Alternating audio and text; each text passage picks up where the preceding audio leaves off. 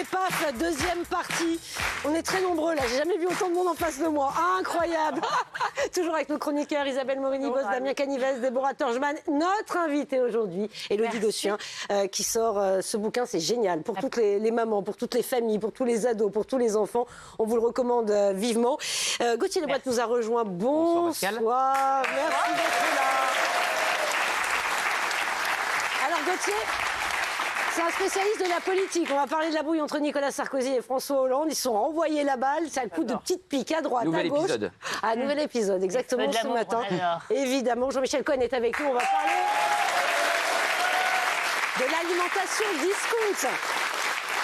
Est-ce que c'est bien? N'en dites pas plus, on va en parler dans un instant. Ah, gros suspense. J'espère que vous allez dire oui, parce que franchement, on a tous du mal à remplir nos caddies. Alors, on va commencer par la tendance politique. Si ça vous va, Élodie, on va revenir sur un clash. Non, ça vous va pas? Ah, mais vous allez adorer, Élodie, vous allez adorer le clash. Parce que ça fait des années que ça dure, je parle sous votre contrôle. Hein, ah oui, ça fait des années que ça dure, effectivement. Oui. Il y a eu plusieurs épisodes. Je rappelle quand même qu'en 2005, ils faisaient la une de Paris Match ensemble pour la Constitution européenne et le référendum. Ah, oui. Donc on est vraiment effectivement très loin de cet épisode. Il y a eu une campagne présidentielle entre-temps et un débat présidentiel célèbre. Ah oui, oui, avec le mois président. D'ailleurs, vous allez voir dans les petites piques qui se sont envoyées, puisque ce matin, Nicolas Sarkozy en a renvoyé une à François Hollande qui s'exprimait hier. Vous allez voir, il a repris un peu le mois président.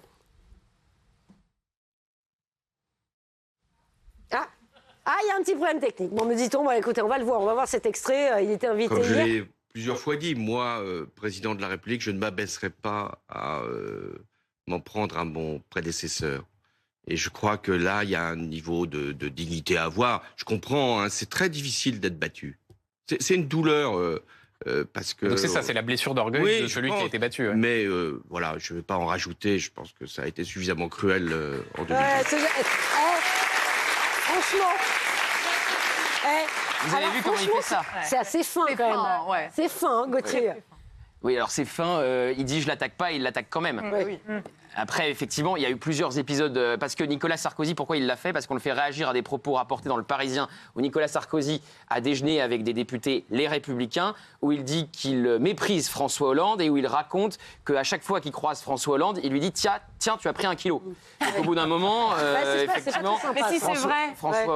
C'est souvent vrai. Et c'est la réponse qu'il a faite à François Hollande, puisque François Hollande lui demande pourquoi tu me dis ça à chaque fois qu'on se croise, et il lui a répondu effectivement parce que c'est vrai. Terrible. Alors, Nicolas Sarkozy, ce matin, on a remis une couche. Vous savez, je crois qu'on est 8 depuis 1958 à avoir été président de la République. Bon, et allez, je vais même vous faire une confidence. Alors, c'est quand même plus agréable pour moi de parler avec M. Macron qu'avec un autre président de la République. On ne va pas donner de nom, c'est ça?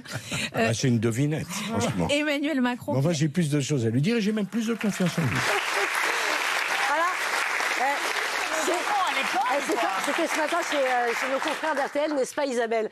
Ça s'arrête jamais, quoi. Non, ça s'arrêtera jamais. Je pense qu'il y a quelque chose qui a vraiment vexé Nicolas Sarkozy, c'est la passation de pouvoir. Où François Hollande n'a pas raccompagné jusqu'à la voiture Nicolas et Carla Bruni Sarkozy, et où il est rentré dans l'Élysée pour actionner le moment où il allait être investi président de la République. Il y a ça, et puis Nicolas Sarkozy et son entourage ont toujours soupçonné François Hollande d'avoir monté un cabinet noir quand il était à l'Élysée pour l'affaiblir d'un point de vue judiciaire. Mais incroyable quand même, ça donne une image de deux anciens présidents, franchement. Alors nous, ça nous fait un peu sourire, mais bon, 2 anciens présidents qui se renvoient des pics comme ça à longueur de temps, ça donne quelle image? Je sais pas, moi, comment vous voyez ça? Alors c'est vrai que ça donne une assez mauvaise image, mais en attendant, on voit le public quand on regarde ces images-là et on rigole. Et d'ailleurs, Nicolas Sarkozy a le sourire aussi quand il balance cette pique-là. Donc je sais pas si c'est une vraie détestation sincère ou si c'est plutôt quelque chose d'assez cordial entre les deux, une espèce de jeu par médias interposés. Je pense qu'ils se détestent vraiment. Cordial, non, hein.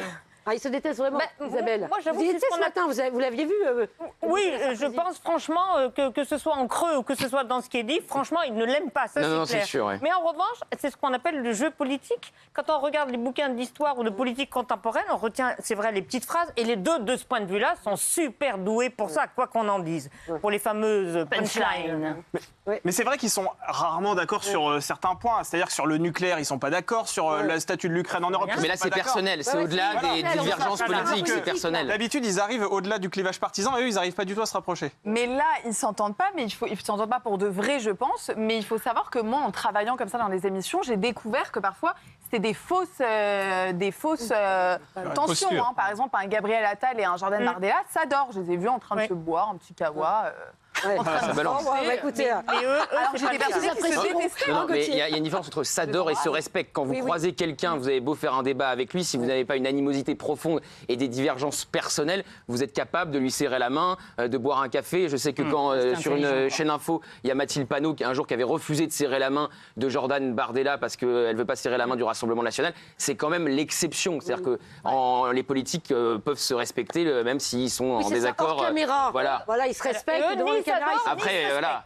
Ah ouais, c'est ça. Ils partent pas en vacances ensemble. Élodie, la politique, vous en pensez quoi? Ton univers impitoyable. Non, je trouve ça dommage qu'effectivement ça nous fait sourire, mais c'est un peu pathétique. Et par rapport à l'image que ça renvoie, c'est pire que nos propres enfants à l'école, dans la cour de récré. Je pense qu'en termes d'image pour notre pays, on mérite mieux que ça, quoi. Moi, je trouve. Oui, mais Gauthier a raison. C'est vrai que l'histoire de non raccompagner le président sortant à sa voiture, moi, honnêtement, ça m'avait beaucoup choqué. Je trouve que c'était un manque d'égard et puis un manque protocolaire, tout simplement. C'était une déclaration de guerre. Et après, depuis effectivement, échange de piques permanent entre les deux. Échange de piques à chaque fois. Dès qu'ils en ont l'occasion. On observe, parce que des fois, ils sont réunis pour des cérémonies officielles en tant qu'ancien président. Donc, on observe toujours la poignée de main, les regards, et parfois, oui, on capte une certaine tension. Mais oui, c'est sûr que ça va continuer. Il n'y a aucune raison que ça s'arrête. C'est devenu une blague. Est-ce que c'est devenu peut-être un jeu entre les deux? Et ça marche bien, on parle de l'un comme on parle de l'autre. Mais vraiment, ce qui est incroyable avec François Hollande, encore une fois, c'est la manière qu'il a de le faire. Je ne vais pas attaquer l'ancien président, parce que moi, je suis au-dessus. Mais après, paf, j'attaque quand même. C'est énorme. Est-ce que c'est pas lié au fait que les deux se rêvent encore, quelque part, un destin au sommet? Moi, je pense qu'ils y sont revenus tous les deux parce qu'ils ont réessayé tous les deux et ils ont échoué tous les deux. Nicolas Sarkozy, il a échoué à la primaire de sa famille politique alors qu'il avait été président de la République. Et François Hollande, il a essayé le coup précédent. Julien Drey a même essayé qui est un très proche de lui, a essayé de possibilité de retour et ça n'a pas du tout fonctionné. Bon, Jean-Michel, tout ça, la politique, les petites phrases, à distance. Vous savez, j'ai fait de la politique pendant 25 ans, donc je connais ce monde-là et ce que disait au niveau local, Jean-Michel. Ce que tu disais, c'est tout à fait exact. Ça veut dire que Attendez, Jean-Michel, vous avez fait de la politique 25 ans, vous faisiez quoi? J'étais élu à Boulogne. J'ai été à un moment donné proche de Sarkozy. J'ai connu Hollande. Et je peux dire que la politique... C'est à cause de vous qu'il a pris des kilos? Écoutez, il m'a jamais consulté. Justement. Alors là, c'est ma fierté. Il ne m'a jamais consulté. J'observe d'ailleurs que Sarkozy, à qui j'avais donné quelques conseils, il se maintient plutôt pas mal. Et de l'autre côté, ça dérape. Mais je pense que oui, ce jeu de détestation, il est normal. Et qu'en fait, l'un comme l'autre, ils ont quand même en arrière-pensée la possibilité qu'on peut toujours revenir. Bien sûr, a priori, il y a peu de chance. Mais si jamais ça le faisait, j'irais bien manger un peu à l'Élysée. Il est en promotion pour son livre, Nicolas. Oui, où il a des mots assez durs sur François Hollande, encore une fois. Oui, décidément, oui, c'est sa cible. Bon, écoutez, ça va continuer comme ça, Gauthier? C'est possible, non? Je vois pas pourquoi ça s'arrêterait. Étant donné qu'ils ne peuvent pas se voir l'un l'autre. Dès qu'ils ont l'occasion de se tirer dessus, ils le font. Donc oui, je vois pas pourquoi ça s'arrêterait. Partir en vacances ensemble, mettre tout ça à plat. C'est pas au programme. Non, je crois pas, effectivement.